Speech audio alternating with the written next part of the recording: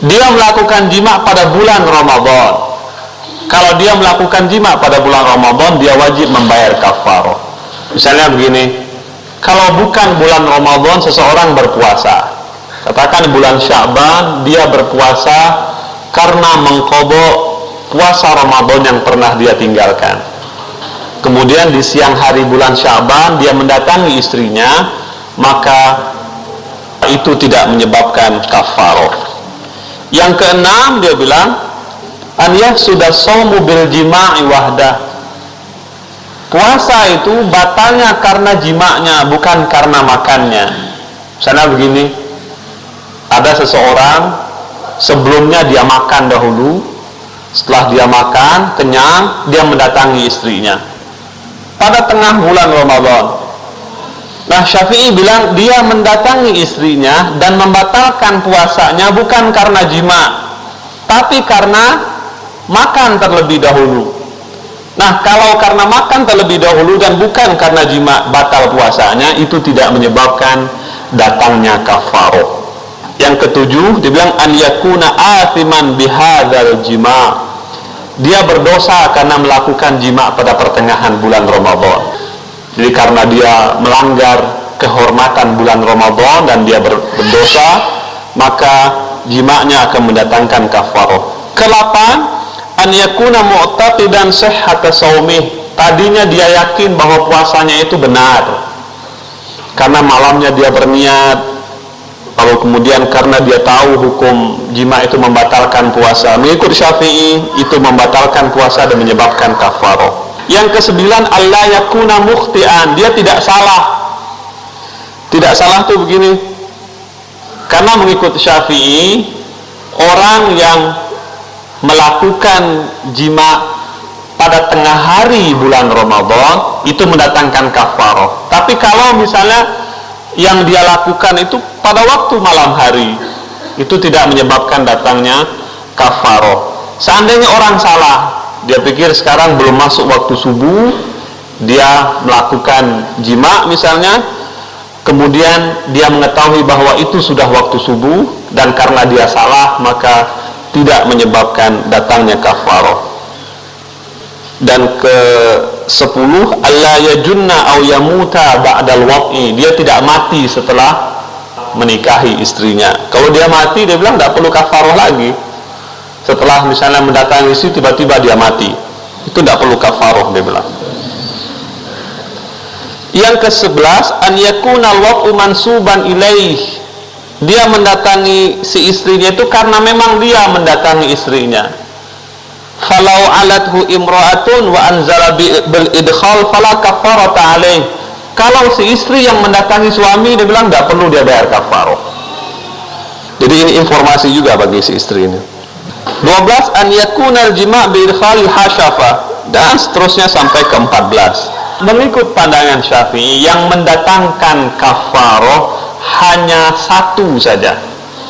Dia melakukan persetubuhan dengan istrinya pada siang hari bulan Ramadan. Ini mengikut Syafi'i. Kafarahnya apa? Kafarahnya ada 3 pilihan. Pertama, dia membebaskan seorang budak hamba sahaya, atau dia bayar puasa 2 bulan berturut-turut, atau dia memberikan 60 orang miskin makanan. Ini mengikut Syafi'i ya. Tetapi mengikut mazhab Hanafi, yang menyebabkan seseorang itu harus membayar qadha dan kafarah seandainya dia melakukan pembatalan puasa di tengah hari, itu ada 22 perkara. Seandainya dia lakukan, maka dia harus membayar kafarah dan qadha-nya itu. Yang pertama, orang yang makan di tengah hari tanpa uzur syar'i. Misalnya Anda di tengah bulan puasa Anda makan tanpa ada uzur syar'i. Karena tidak ada uzur lah, Anda tidak dinasihatkan oleh dokter untuk makan, tiba-tiba saja Anda ingin batalkan puasa makan di siang hari. Itu mengikut mazhab Hanafi, Anda wajib membayar qadha setelah puasa, dan Anda wajib membayar kafarah. Berarti dalam mazhab Hanafi itu lebih keras ketimbang mazhab Syafi'i dalam hal membayar kafaroh. Pertama dia bilang an yatanawala ghazaan aw ma fi ma'nahu biduni udhrin syar'i.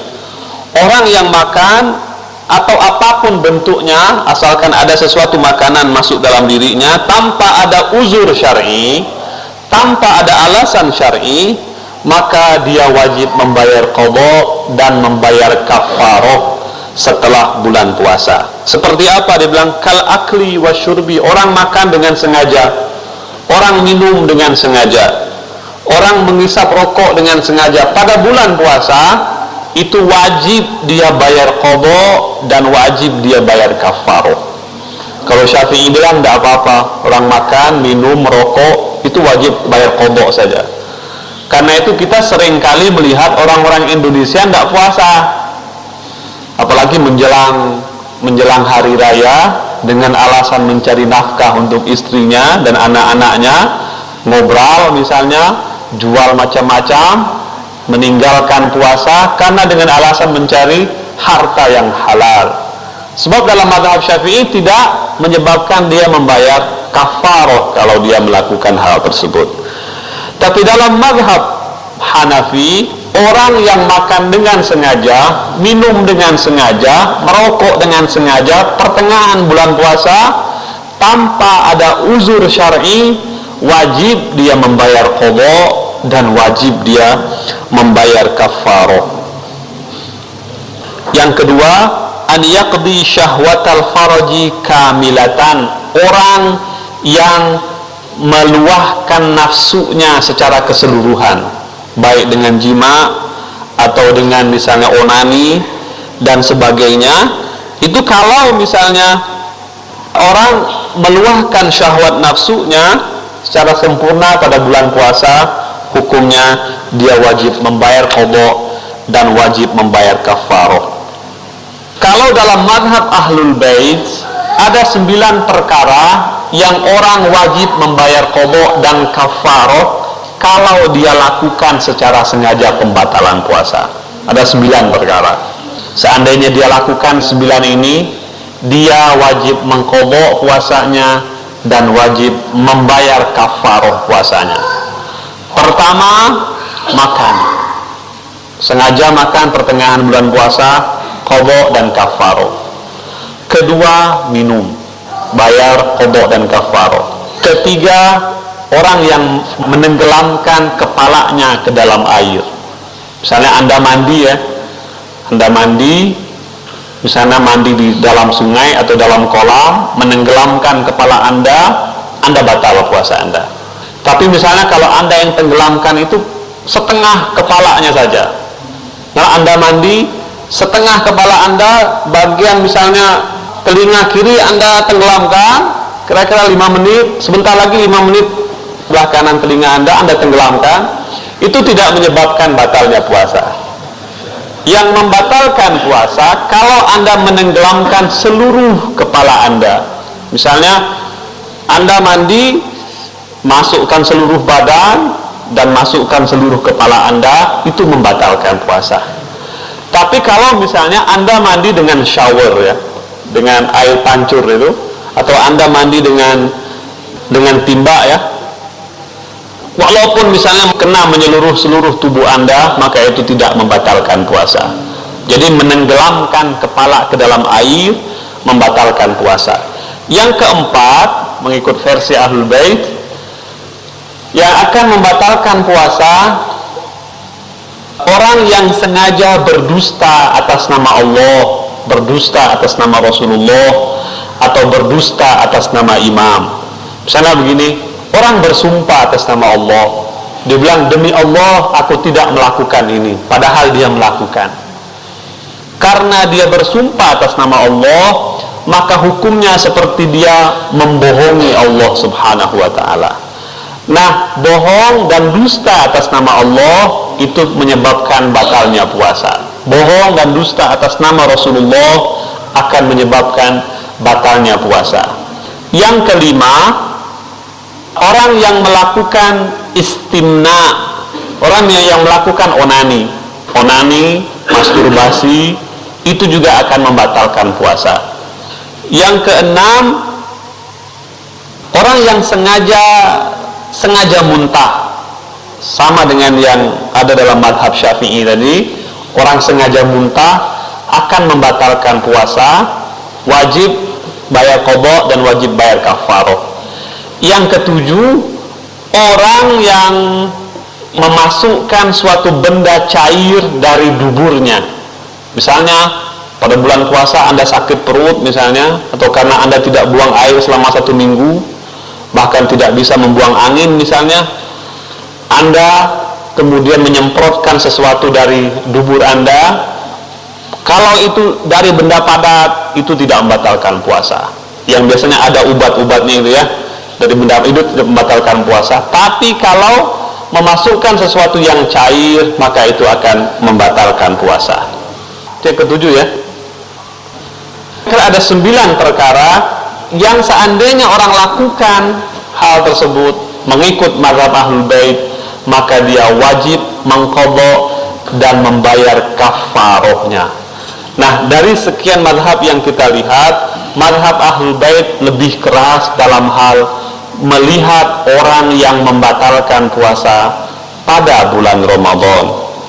Nah, karena itu mengikut mazhab yang Anda anut, maka Anda harus secara benar mengikuti fatwa-fatwa yang ada.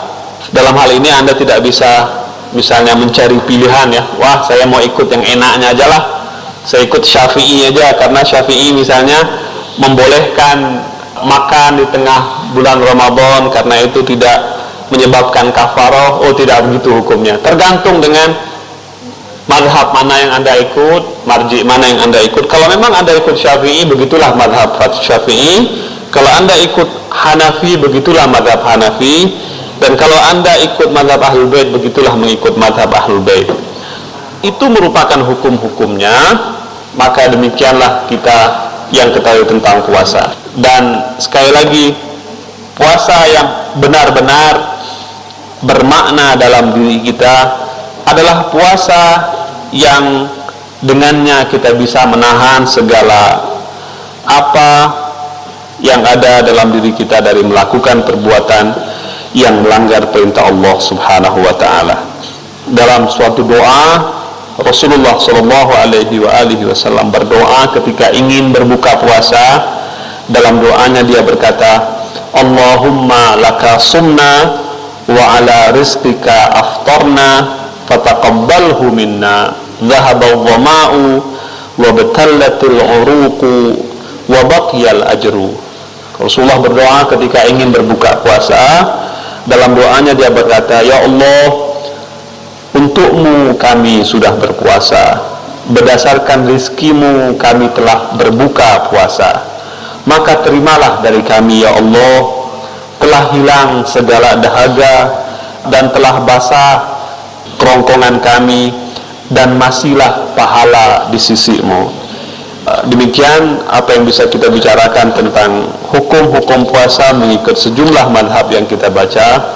Mudah-mudahan apa yang kita dengar dan kita pelajari hari ini akan mendapatkan manfaat yang besar, khususnya bagi diri saya dan bagi diri kita semua. Mungkin kita masih ada waktu untuk tanya jawab.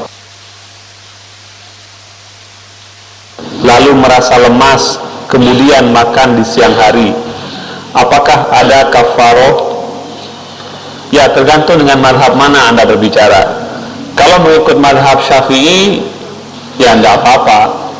Anda ingin membatalkan puasa dengan makan di siang hari, mengikut madhab Syafi'i Anda tidak kena kafarah, tapi Anda harus membayar qadha-nya setelah Ramadan.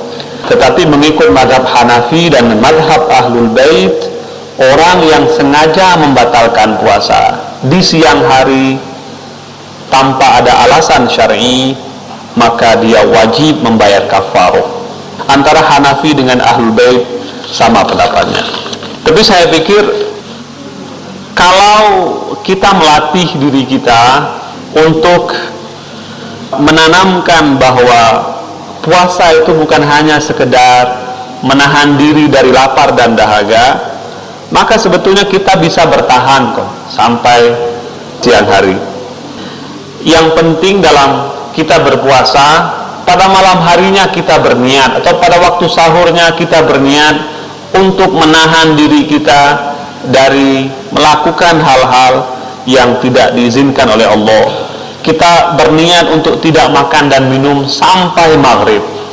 Kalau kita berniat seperti itu dan sudah meletakkan suatu tekad yang bulat, insya Allah lapar kita tidak akan mengganggu puasa kita. Karena itu kenapa di dalam hukum-hukum fikih itu niat dikatakan sebagai bagian dari yang wajib dalam hukum puasa. Dalam hal ini terserah dengan madhab mana yang Anda ikut. Tapi mengikut Syafi'i Anda boleh, tapi mengikut Ahlul Bait dengan Hanafi Anda tidak diizinkan untuk membatalkan puasa Anda. Saya mau bertanya tentang sholat tarawih. Biasanya orang ribut apabila datang bulan Ramadan, terutama di daerah saya. Ada yang berpegang 11 rakaat, ada yang 23 rakaat. Pertanyaannya, yang mana yang benar? Paling tidak yang mendekati kebenaran. Sekian, terima kasih. Dalam hal qiyamul lail bulan Ramadan, memang dalam madhab sunnah, 4 madhab yang ada, semua sepakat mengatakan bahwa sholat tarawih adalah ciri khusus malam-malam bulan Ramadan. Mereka berbeda pendapat antara menentukan apakah sholat tarawih itu 11 rakaat dengan witirnya atau 23 rakaat dengan witirnya. Setiap madhab ada dalilnya masing-masing.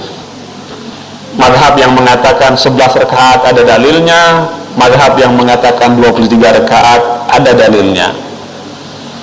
Kita jangan permasalahkan antara 23 dengan 11-nya. Yang kita permasalahkan adalah orang yang tidak sholat tarawihnya. Jadi kita carilah orang yang tidak sholat tarawih, kita ajak mereka sholat tarawih. Jangan orang yang sholat 11 rakaat kemudian kita bid'ahkan, atau orang yang 11 rakaat membid'ahkan orang 23 dan sebaliknya. Karena yang penting adalah pada malam Ramadan kita mengihyakan malam itu dengan sholat di hadapan Allah Subhanahu wa ta'ala. Tapi dalam mazhab Ahlul Bait, sepanjang bulan Ramadan Anda disunnatkan untuk melakukan 1000 rakaat sholat. Sepanjang bulan Ramadan disunnatkan melakukan 1000 rakaat sholat. Tapi itu tidak dikatakan sholat tarawih berjamaah, tapi dilakukan sebagai sholat tarawih sendiri-sendiri. Nah, 1000 rakaat ini mereka membagi kepada beberapa cara. Anda bisa melaksanakan semampu Anda. Setiap malam misalnya 50 rakaat bisa, 10 rakaat bisa. Pokoknya dalam 1 bulan Anda bisa menghabiskan 1000 rakaat. Tapi ada cara yang cukup praktis. Mereka bilang begini, karena kita ada 30 hari, 10 hari pertama Anda sholat 20 rakaat, 10 hari kedua Anda sholat 20 rakaat, 20 dikali 10 200, dikali 10 lagi 200. Untuk 10 terakhir Anda sholat 30 rakaat. 30 kali 10 300 ditambah 400 700, dan tinggal 300. Setiap malam Lailatul Qadar Anda sholat 100 rakaat. Lailatul Qadar itu dalam mazhab Ahlul Bait diprediksi adalah malam 19 Ramadan, malam 21 Ramadan, dan malam 23 Ramadan. Nah, dalam 3 malam ini plus 30 rakaat Anda juga melaksanakan 100 rakaat. Dengan demikian Anda bisa menyempurnakan 1000 rakaat sepanjang bulan Ramadan. Nah, jadi yang kita permasalahkan jangan 11 dan 23-nya. Kita permasalahkan orang-orang yang tidak sholat tarawihnya itu. Biarin mereka yang mau sholat 11, fadhol. Mereka yang mau sholat 23, tafadhol.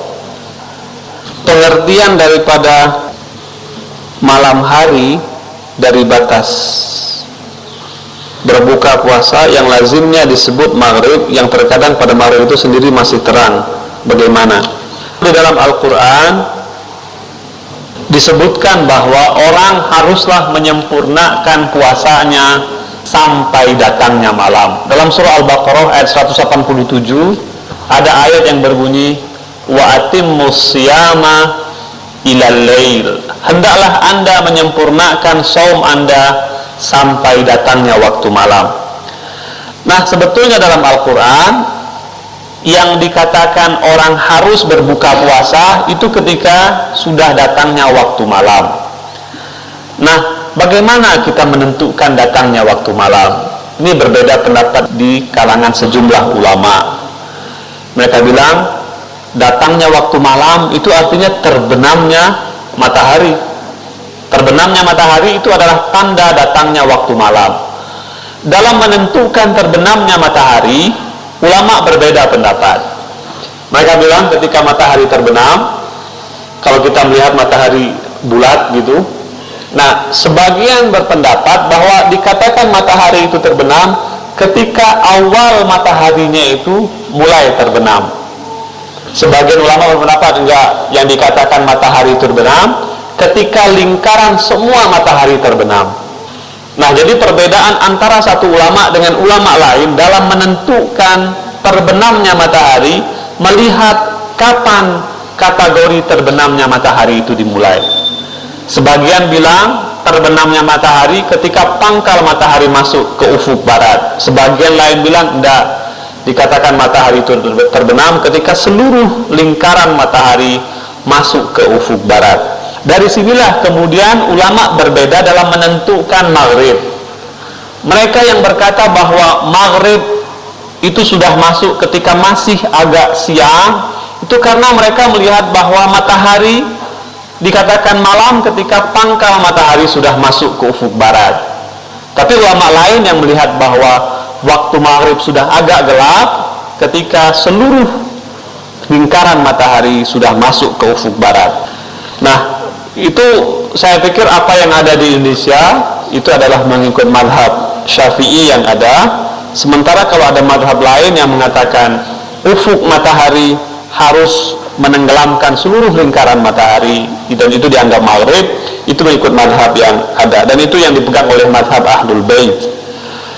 Saya dahulu pernah berbuka puasa bersama dengan ajengan Ustadz Abdullah bin Nuh.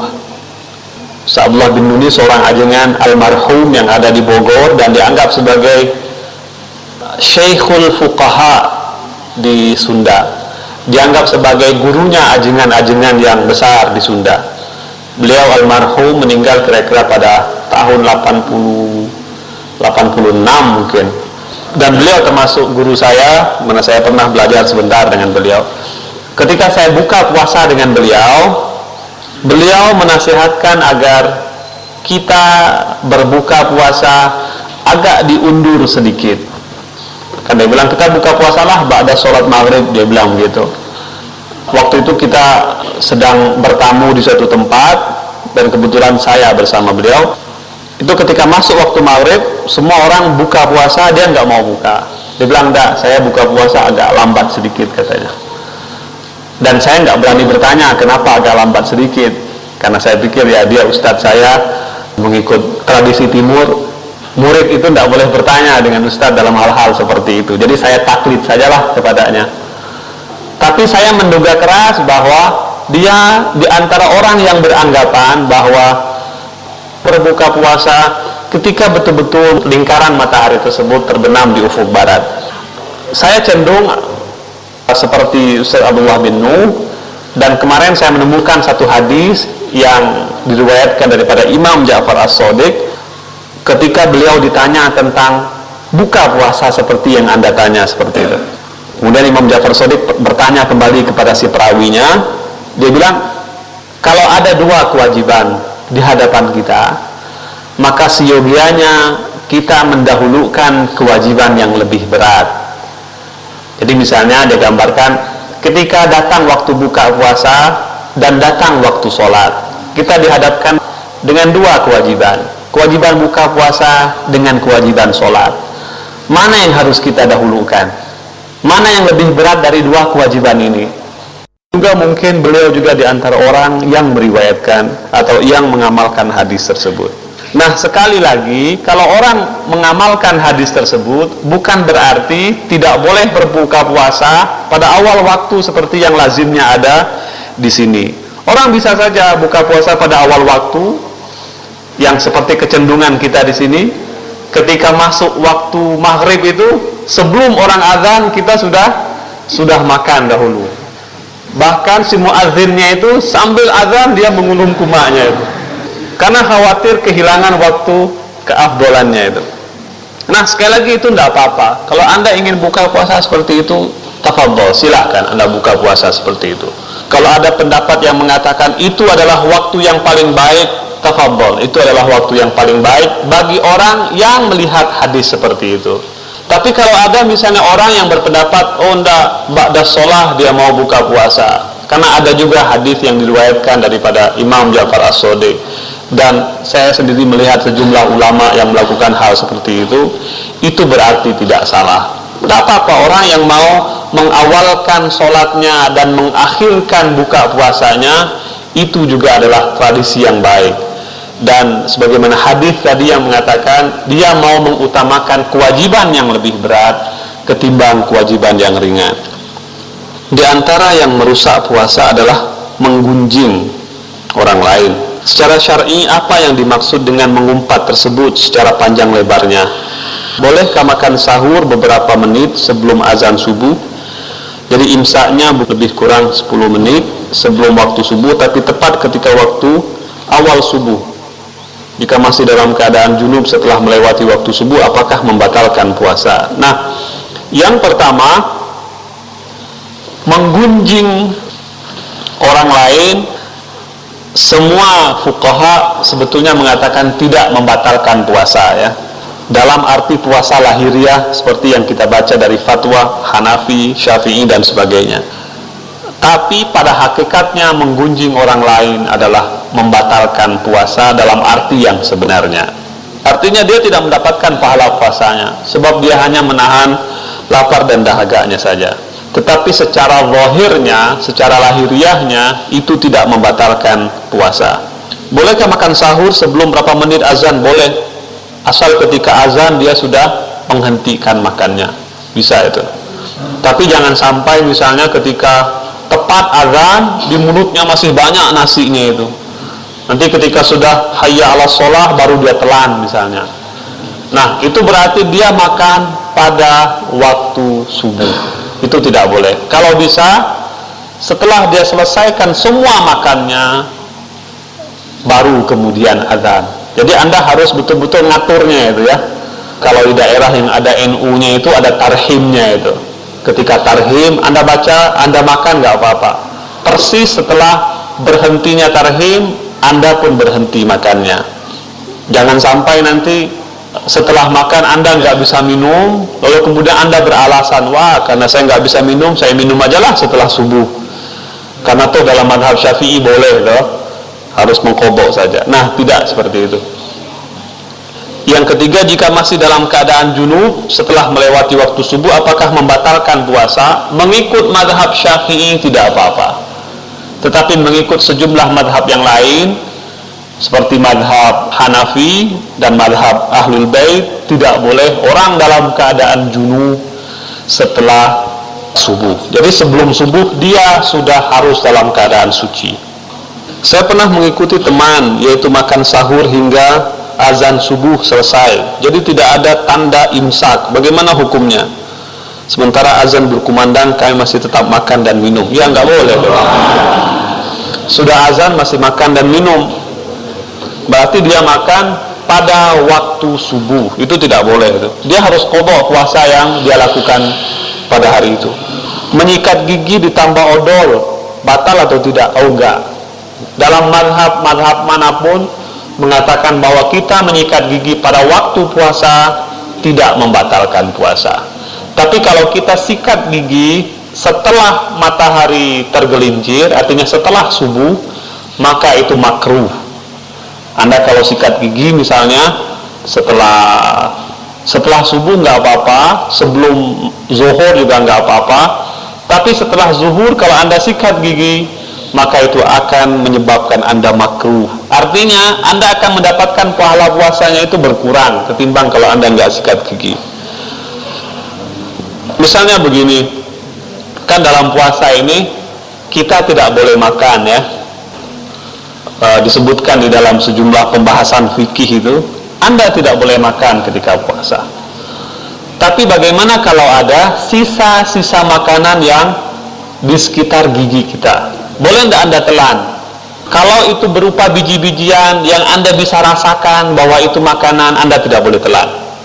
Masih ada sisa 1 butir nasi di gigi Anda, itu jangan kemudian Anda mainkan dengan lidah, gigit-gigit, telan misalnya. Itu membatalkan puasa. Tapi bagaimana kalau rasanya saja? Misalnya Anda waktu sahur, kira-kira 5 menit sebelum subuh Anda makan durian, banyak lagi Anda makan durian, dan Anda masih merasakan segar rasanya itu. Ba'da subuh Anda nggak mau sikat gigi, Anda nggak mau sikat gigi, dan Anda rasakan enak itu rasanya ya. Sampai zuhur pun Anda simpan itu, Anda nikmati rasanya. Tapi nggak ada lagi bagian dari isi duriannya, itu nggak ada lagi yang tersisa di gigi. Tapi Anda nggak mau sikat gigi karena Anda ingin rasanya itu tetap Anda miliki. Anda telan air ludah Anda karena ada rasa durian. Itu boleh atau enggak? Dia bilang boleh saja, enggak apa-apa kalau itu sekedar rasa. Tapi kalau ada duriannya, kalau ada bendanya, itu menyebabkan batalnya puasa. Karena itu kan orang segan juga mau sikat gigi dengan odol karena ada rasa-rasa seperti itu. Memakai lipstik di bulan Ramadan batal atau tidak? Jika bibir itu sering kita basahi dengan lidah atau dijilat sendiri, itu tidak membatalkan puasa. Misalnya Anda memakai lipstik ya, lalu kemudian Anda basahi dengan lidah Anda, kemudian Anda ambil rasa lipstiknya dan Anda telan, itu bisa batal. Katakanlah lipstiknya itu ada bau pisang misalnya ya. Sekarang kan macam-macam lipstik, ada lipstik dari buah-buahan, ada lipstik dari macam-macam lah. Kemudian kebetulan bulan puasa Anda pilih lipstik yang bau pisang misalnya, kemudian Anda jilat, wah Anda telan, enak misalnya. Merasakan sesuatu dari luar ya, dari luar itu bisa membatalkan puasa. Tapi kalau misalnya tidak ada lipstiknya, itu tidak ada bau apa-apa, kemudian Anda hanya menelan air ludah Anda, itu tidak membatalkan puasa. Dalam puasa di bulan Ramadan, bagaimana hukumnya makan sahur? Apabila saat makan sahur terlambat, misalnya terbangun kesiangan, yaitu pada jam 8, apa kita dibenarkan untuk makan sahur pada saat jam 8 tersebut? Yang namanya sahur, bahasa Arab, sahur itu artinya waktu tengah malam, itu sahur. Bahasa Arab itu misalnya gini, zuhur itu waktu ketika matahari tergelincir, asar ketika matahari sudah condong ke ufuk barat, maghrib artinya ketika matahari terbenam, isya ketika mega merah mulai hilang, subuh itu ketika fajar menyingsing, sahur artinya waktu sebelum fajar. Jadi sahur itu bahasa Arab artinya waktu sebelum fajar menyingsing. Nah, makan sahur artinya makan di saat waktu fajar belum menyingsing. Jadi kalau Anda makan jam 8 itu bukan makan sahur, itu namanya makan duha itu. Tidak boleh dong makan duha, kan Anda harus makan sahur aja. Ustaz, apakah makan atau minum setelah waktu isya sampai qobla subuh itu dibolehkan? Oh ya, Anda bisa melakukan apa saja dari ba'dal isya sampai qobla subuh, apa saja yang biasa Anda lakukan di siang hari pada saat bulan-bulan lain. Pada bulan Ramadan Anda bisa melakukan apa saja, makan, minum, apa sajalah, pokoknya saya nggak mau sebutlah lain-lainnya itu. Manfaat apa saja yang dapat diraih orang berpuasa dari segi kejiwaannya dan segi fisiknya? Wah, itu banyak sekali. Dari segi fisiknya misalnya ada hadis mengatakan sumu tasihhu, Anda berpuasa Anda akan sehat. Imam Ali alaihissalam pernah berkata, kalau Anda ingin panjang umur, katanya, Anda berpuasa dan Anda bangun di tengah malam. Anda puasa, Anda bangun di tengah malam, insya Allah Anda akan panjang umur. Dalam hadis lain mengatakan, kalau Anda ingin menghirup hikmat-hikmat Allah subhanahu wa ta'ala, Anda berpuasa dan Anda lakukan sholat tahajud. Katanya Anda berpuasa dan Anda kurangi tidur. Kurangi tidur bukan berarti kurangi tidur siang, enggak, kurangi tidur malam untuk qiyamul lail. Itu akan menyebabkan datangnya hikmat dalam diri kita. Nah, puasa secara fisiknya mempunyai banyak faedah. Bahkan sekarang ini ada yang disebutkan dengan istilah diet itu ya. Orang kita menyebutnya diet. Itu sebetulnya puasa tetapi mengurangi makan saja. Kadang-kadang orang dietnya itu 12 jam nggak makan. Atau kalaupun mereka makan sejumlah sayuran yang mempunyai banyak serat dan sebagainya. Itu sebetulnya kata lain daripada orang berpuasa untuk menjaga kesehatan. Dan saya pikir ini suatu hal yang sangat lumrah, yang biasa kita kenal di dalam syariat puasa. Sementara secara maknawinya puasa mengandung hikmah yang sangat besar, seperti yang dikatakan oleh dalam suatu hadis Mi'raj. Allah pernah berfirman kepada Nabi Muhammad, dia bilang, ya Muhammad, as-saum yurithul hikmah. Puasa itu akan menyebabkan datangnya hikmat pada diri seseorang. Nah, karena itu Imam Ali pun pernah berkata, kalau Anda ingin menghirup hikmat, Anda kosongkan perut Anda dan Anda kurangkan tidur Anda. Insya Allah Anda akan mendapat hikmat. Itu kata lain daripada puasa dan bangun malam. Jikalau pada tanggal 29 Sya'ban malam 30 tidak ada pengumuman secara resmi bahwa keesokan harinya jatuh pada tanggal 1 Ramadan, sedangkan ada sekelompok orang yang menyaksikan dengan mata kepalanya sendiri bahwa mereka benar-benar melihat hilal, apakah kita dibenarkan untuk mengikuti pendapat yang kedua tersebut? Kalau memang pendapat kedua tersebut meyakinkan kita harus mengikuti pendapat kedua. Kalau misalnya ada sejumlah kiai yang mengatakan bahwa dia melihat sendiri hilal, disaksikan oleh sejumlah orang, itu adalah kesaksian yang benar. Saya sering kesulitan jika berbuka puasa dengan keluarga, karena saya jika puasa selalu menambah lebih kurang 10 menit, sedangkan orang tua tidak jadi. Bagaimana sebaiknya? Nah, saya pikir apa yang saya sebutkan tadi Anda bisa ceritakan bagaimana perbedaan ulama dalam menentukan maghrib. Khususnya seperti yang saya ceritakan, Ustadz Abdullah bin Nuh ketika dia berbuka puasa dengan sejumlah ulama, bahkan dia mempunyai pendapat seperti itu. Dan perbedaan pendapat seperti ini wajar-wajar saja, tapi dengan catatan bukan berarti orang yang buka puasa pada awal waktu tersebut salah, tapi juga bukan orang yang berbuka puasa lambat itu salah. Jika kita melakukan safar di bulan Ramadan, bolehkah kita melaksanakan shaum? Jika itu tidak boleh, apakah tidak perlu diqadha? Dalam Al-Quran disebutkan begini, faman syahida minkumus syahra falyasumhu wa man kana minkum maridan aw ala safarin fa'iddatun min ayyamin ukhra. Orang yang dalam keadaan sakit atau dalam keadaan musafir, dia harus mengqadhanya pada bulan-bulan yang lain. Jadi kalau Anda dalam keadaan musafir mengikut mazhab Syafi'i, Anda boleh tidak berpuasa. Nanti setelah Ramadan Anda harus bayar qadhanya. Kalau dalam mazhab Ahlul Bait, Anda wajib tidak puasa dalam keadaan musafir yang memenuhi syarat. Musafir yang memenuhi syarat ini, semua mazhab mengatakan kalau Anda melewati batas safar lebih daripada 8 farsakh. Misalnya Anda ingin pergi ke satu tempat yang jaraknya 50 km dari Bandung. Kalau safar seperti itu, maka Anda boleh membatalkan puasa Anda dalam safar Anda. Jadi bukan di kota Anda. Misalnya begini, Anda tahu bahwa sebentar lagi saya ingin musafir ke Garut misalnya, karena Anda sudah beli tiket, di rumah Anda senang-senang makan misalnya, belum musafir, makannya di rumah. Wah, itu nggak boleh dong.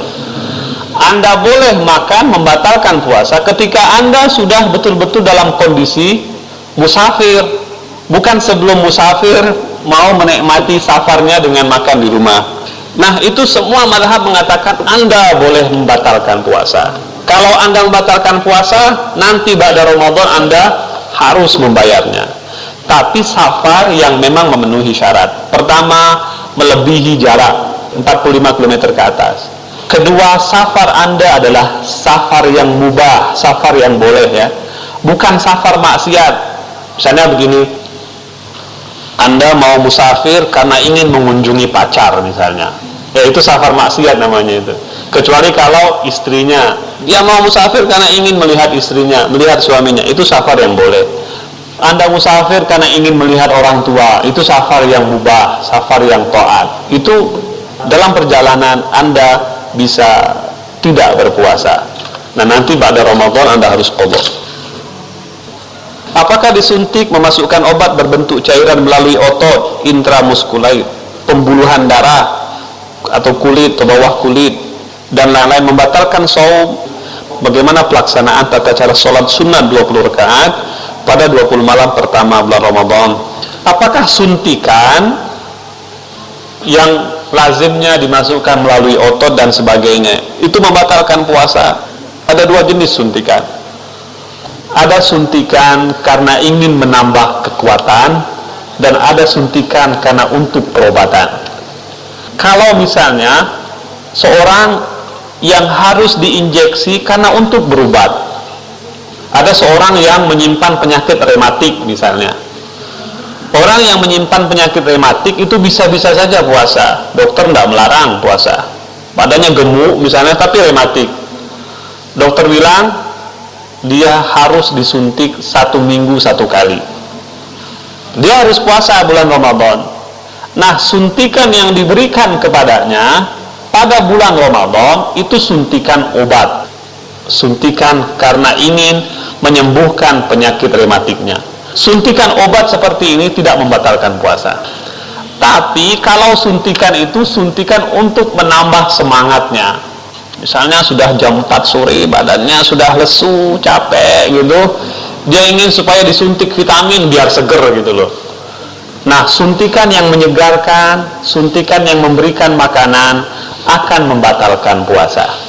Jadi tergantung dengan suntikannya. Suntikan obat tidak apa-apa, suntikan untuk memberikan vitamin, perubatan, makanan dan sebagainya membatalkan puasa.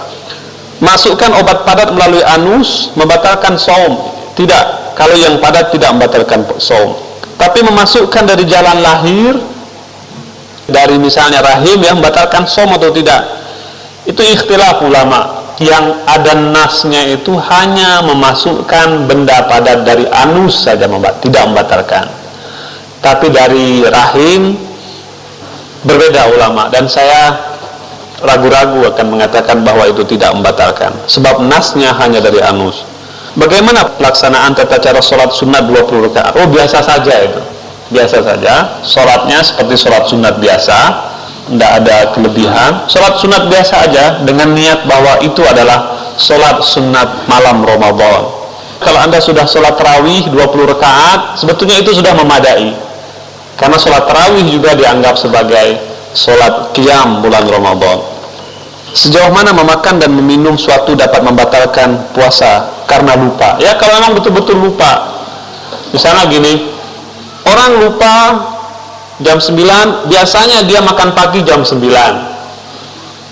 Tiba-tiba pada hari pertama puasa, dia tetap saja melazimkan kerjanya jam 9 itu. Dia makan.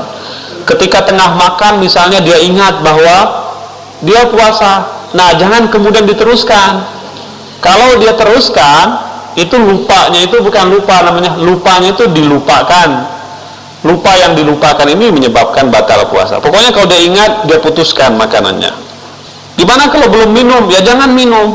Kalau dia minum, batalkan puasanya. Saya nggak kebayang kalau orang makan salak misalnya ya. Kebetulan salaknya itu pahit lagi misalnya. Dia belum minum, gimana itu?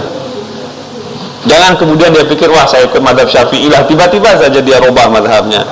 Bila telah telanjur makan dan minum sampai kenyang, apakah puasa batal? Itu dalam hadis disebut sebagai tetamunya Allah itu. Anda menjadi tetamu Allah kalau Anda makan dan minum, kalau betul-betul Anda lupa. Pertanyaan terakhir, saya ingin menanyakan, adakah hukumnya sholat berjamaah setelah sholat tarawih pada 10 hari terakhir di bulan Ramadan, sholat Lailatul Qadar? Minta penjelasan beberapa contoh yang berkenaan dengan pendapat Syafi'i memasukkan sesuatu benda ke dalam tubuh dapat membatalkan puasa, khususnya pada pasca iddah, tapi yang bukan makan dan minum. Sholat berjemaah setelah sholat tarawih pada 10 hari terakhir di bulan Ramadan. Sebetulnya ulama juga berbeda pendapat tentang sholat sunat yang berjemaah ya. Semua fuqaha sependapat bahwa sebetulnya yang pertama kali mengadakan sholat tarawih berjemaah itu adalah Khalifah Umar bin Khattab, bukan Rasulullah SAW. Itu semua ulama sepakat. Karena itu Khalifah Umar berkata, ni'mal bid'atu hadhihi. Tarawih ini adalah sebaik-baik bid'ah itu. Karena bid'ah dalam arti yang hasanah kalau mengikut Khalifah Umar bin Khattab. Karena itu sebagian ulama mengatakan bahwa karena ini adalah bid'ah yang dilakukan oleh Khalifah Umar, maka mereka mengamalkan sholat tarawih berjamaah. Tetapi sebagian ulama lain mengatakan tidak. Mereka yang mengatakan ingin ikut sunnah Rasulullah SAW, mereka bilang mereka sholat tarawih tidak berjamaah lah, sendiri-sendiri katanya. Nah, karena itu ada sejumlah madhab yang mengatakan mereka sholat tarawih tidak berjamaah. Tapi kedua-duanya ini benar, tidak apa-apa. Yang kita permasalahan kalau orang kemudian tidak sholat tarawih betul-betulan. Nah, jadi Anda jangan permasalahkan orang yang sholat berjamaah dan tidak berjamaahnya. Pada malam Lailatul Qadar kalau orang ingin sholat lebih, orang ingin sholat lebih, fadhol, tidak ada apa-apa. Tapi kalau orang tidak sholat, itu yang kita mesti berikan dorongan untuk dia sholat. Masalah yang kedua, masukkan sesuatu ke dalam tubuh bukan dari, khususnya panca indera. Misalnya begini, orang memasukkan tetesan ke dalam telinganya, itu dalam Syafi'i membatalkan puasa. Orang misalnya memasukkan obat ke dalam telinganya, masukkan obat ke dalam hidungnya, atau misalnya memasukkan sesuatu dari anusnya dan sebagainya. Pokoknya memasukkan sesuatu ke dalam tubuhnya dalam madhab Syafi'i akan membatalkan puasa. Wallahu ta'ala a'lam.